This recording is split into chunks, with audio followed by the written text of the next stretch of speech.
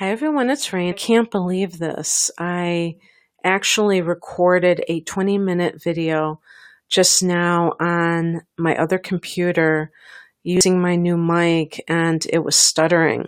So that was what I had been asking some of you guys when I was using my new microphone last week to tell me about that. And by accident, I used my old computer.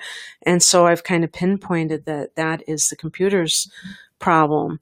So hopefully this is not going to have any stuttering. Please let me know if there is any, because it's going to probably be about a 20-minute video and I'm not going to sit through it. But in any case, this is for the new moon in Taurus. And this is a situation, an event, if you will, that is happening on May 4th at 5:46 p.m. Central Standard Time, which is my time zone. If you are in the Southern Hemisphere, this is going to be on May 5th. So in that time frame, the 4th and the 5th, we have this new moon. And, hopefully I said this, 14 degrees of Taurus. And Taurus is an earth sign. It's a fixed sign. It's a sign that's associated with persistence, sometimes stubbornness, earthiness, therefore practicality, sensuality, ruled by Venus. So there's that love of aesthetics, love of things that are that they can touch and taste and smell and look at and hear. So you will have Taurus people who have wonderful speaking voices and who are physically attractive. And so this new moon in Taurus, think about the Empress card in the Tarot and what that represents: fertility and creativity. And so this is a time, especially in the Northern Hemisphere, where we're experiencing spring, where everything is blooming. I walked outside yesterday, or actually even today, I remember getting hit with kind of like one of the blossoming bushes nearby. And I love that. You don't smell things that much anymore because it seems like the scent has been muted to some degree from the time I remember years ago when I was a child, and how flowers used to smell more fragrant. And yet, there's still at least some of that going on. And the interesting thing about this new moon is that Mercury in Aries is in Aries and Venus is in Aries. And Aries and Taurus, to me, are two of the most sensual signs for different reasons. For Aries, it's because the ruler is Mars, and Mars is all about the libido.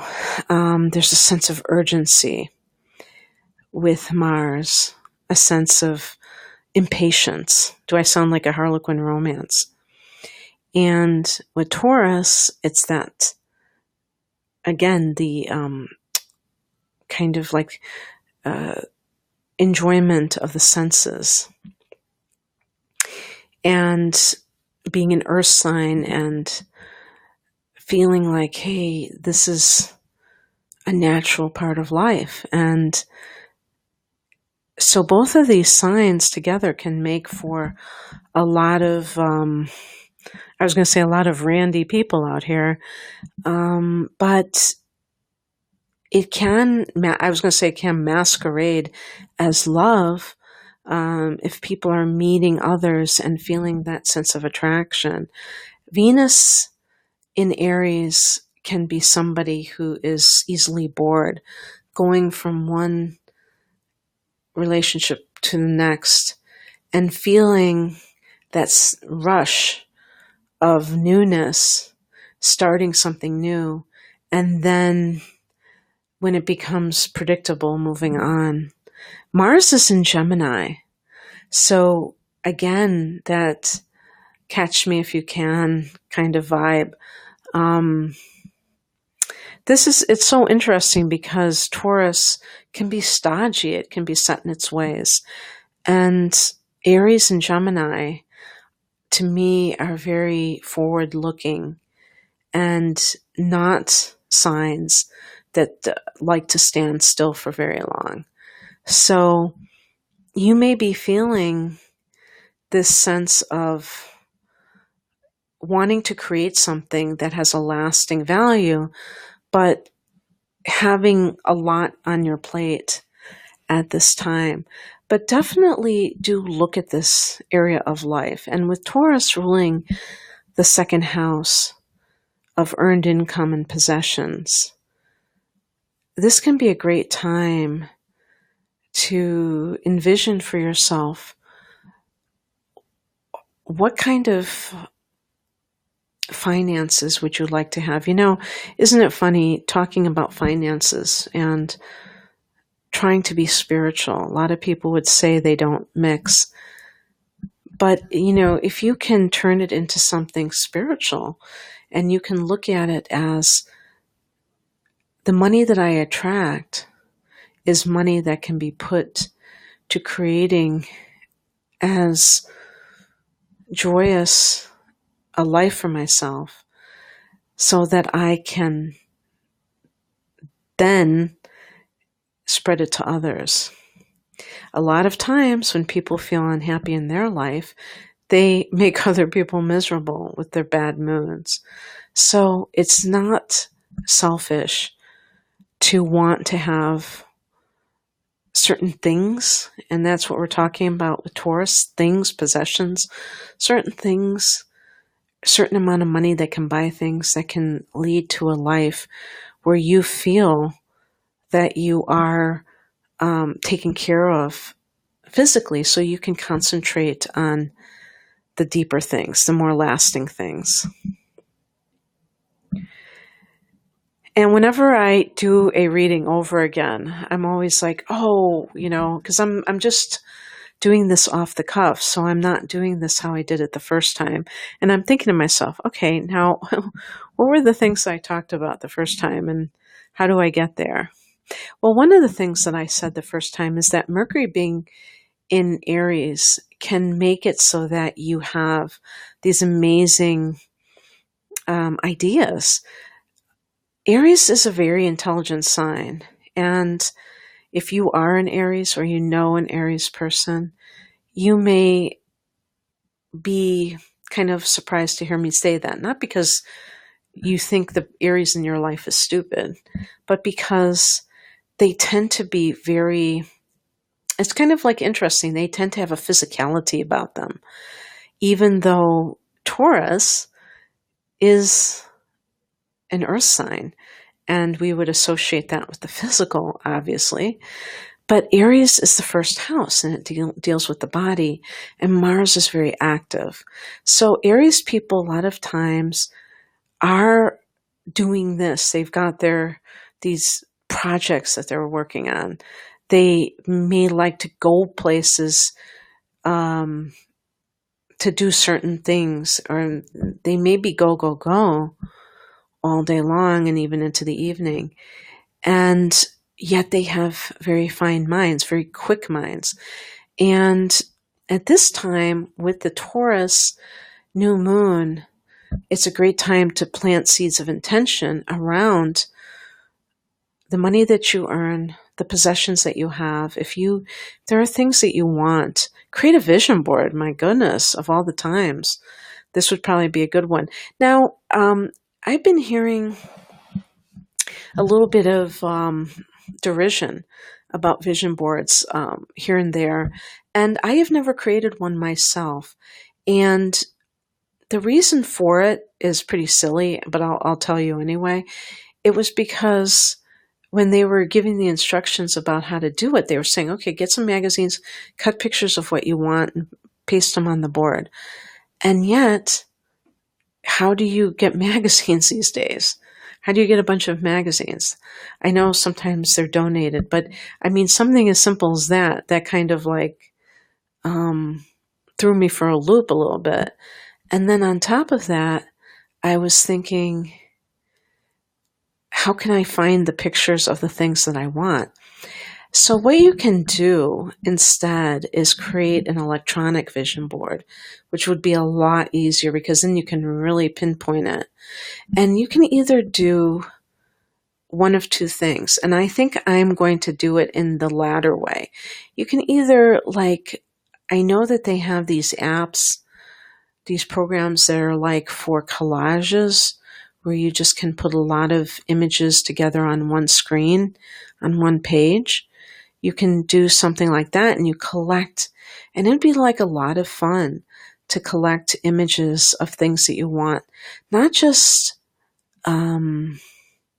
things, I should say, but if you want to have a certain experience, maybe you want to go on a trip somewhere far away, and you can put a picture of that country or a scene from that country, and even like relationships. You can put a picture of the type of relationship, expressing the type of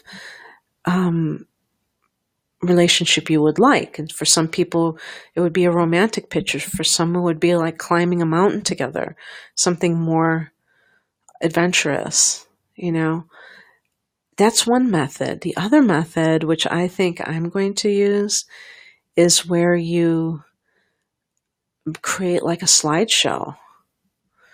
And if I'm not mistaken, YouTube still has the ability to create a slideshow. I don't think you can, you might be able to add music to it, but that's not important. It's not about the music. It's just about having these images that you can look at, for a few minutes each day.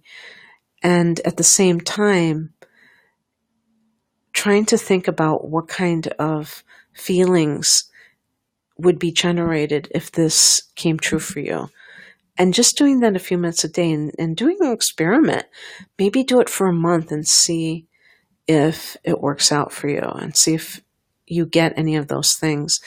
I don't know about people who have claimed that I've seen people where they said that everything came true that they put on their vision board, but I don't know what the time span was when this happened for them. So it's hard to know like how long you're supposed to do this before expecting results.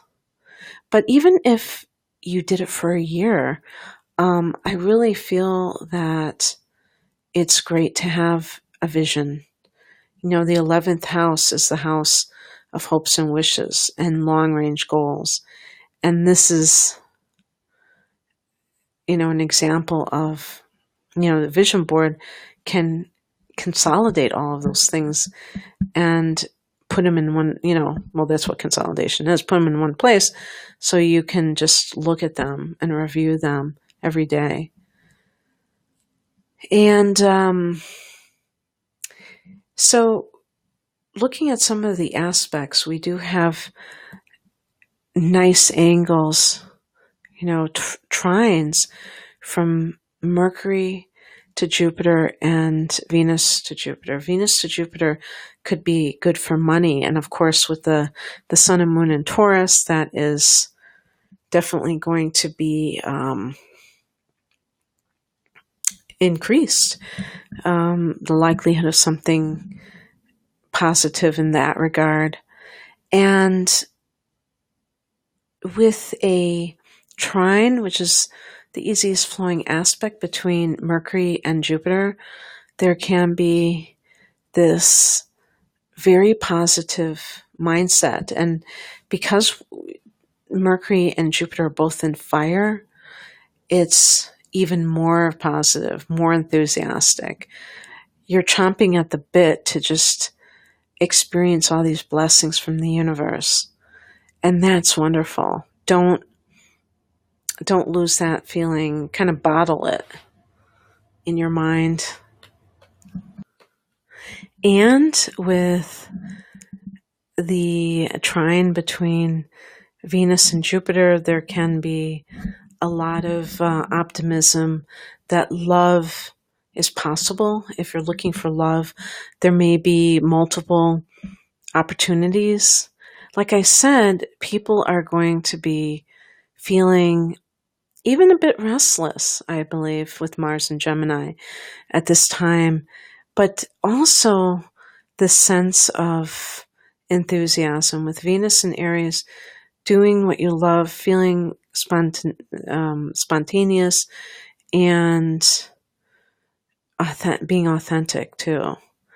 And that's great for attracting a partner who gets to see the real you, because you're,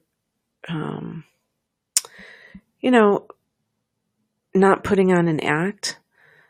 And another pair of trines is the Sun and Moon trining Saturn. Saturn is the ruler of Capricorn, also Aquarius, but, really associated with Capricorn. And that sense of tradition, discipline, organization. Sun and Moon trining Saturn, this is great for launching some kind of endeavor, because with Taurus, there is staying power. And with Saturn, there is strong attention to making something really viable and looking at it from the long-term perspective. So, and knowing that it's all about discipline, that it takes discipline, not, sometimes with certain aspects to Jupiter, there can be grandiose ideas. But I feel like this particular new moon, the trine between Mercury and Jupiter, shows that there is, it's affecting our thoughts overall, and just having expansive thoughts, and, thoughts that keep us from being too narrow and playing small in life, just going for things. But, speaking of going for things, we have an opposition between Mars and Jupiter. So not knowing exactly, how to do things in a way that is moderate, kind of being over the top at times. Also, Mars is squaring Neptune, so you have to make sure that everything that you do is done for a concrete reason, that it's not some fantasy that you're trying to live out. Mercury is in conjunction with Uranus at this time, so your ideas can be very unique, out of the box, ingenious. Aquarius, the sign ruled by Uranus, is known for inventors.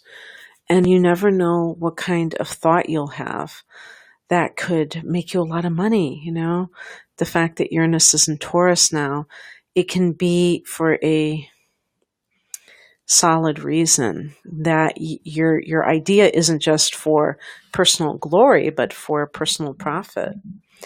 But it's not about selfishness. It's about being able to capitalize on an idea. There are also friendly angles called sextiles from Mercury to Mars and Venus to Mars.